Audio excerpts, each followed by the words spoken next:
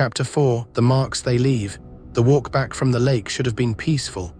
The water glittered under the sun, their laughter echoing faintly over the surface.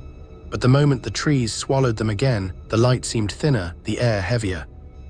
Daniel kept glancing over his shoulder, scanning the spaces between trunks. Nothing moved, nothing made a sound, but the silence itself was strange. The forests were supposed to hum with life, but this forest only listened. Lily stayed close, her fingers laced tightly with his.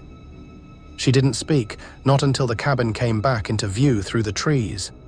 Then she exhaled, almost a sigh of relief.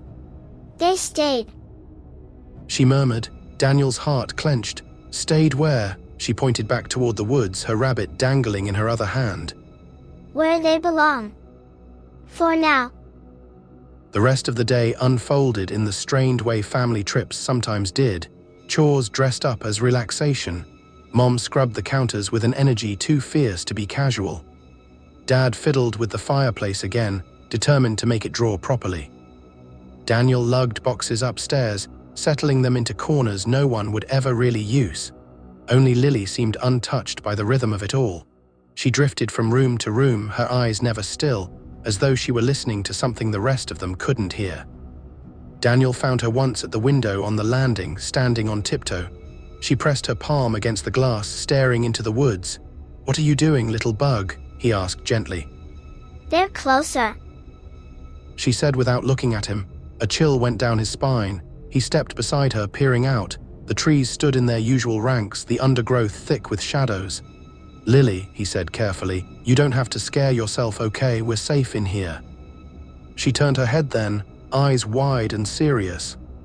They touched my window.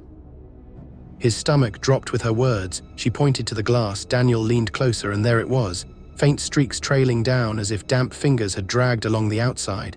He swallowed hard, forcing calm. "It's probably just condensation or a branch." But Lily shook her head. They wanted in, Danny, and they are scaring me.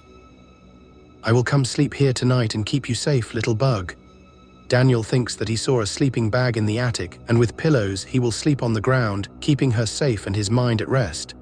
Dinner was another quiet affair, pasta from a box, sauce from a jar. Mom tried to make conversation, but every word bounced against the walls and fell flat. Dad grumbled about the stove, about the draft under the door, about the lack of phone service. When Lily pushed her plate away untouched, Mom sighed. Sweetheart, you have to eat. I'm not hungry. Lily whispered. Dad looked at Lily. Are you okay, Lily? I am okay, Dad, just not hungry.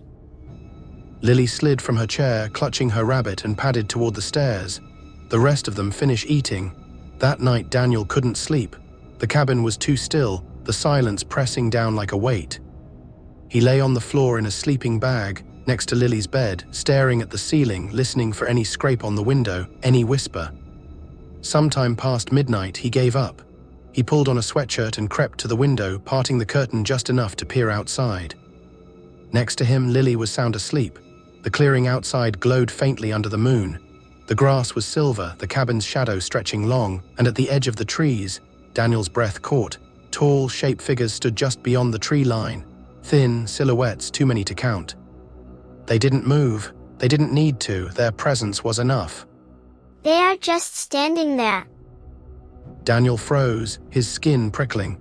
He turned slowly toward Lily's bed, and she was sitting upright, looking at the tree line with him. He let the curtains fall, his heart hammering in his chest.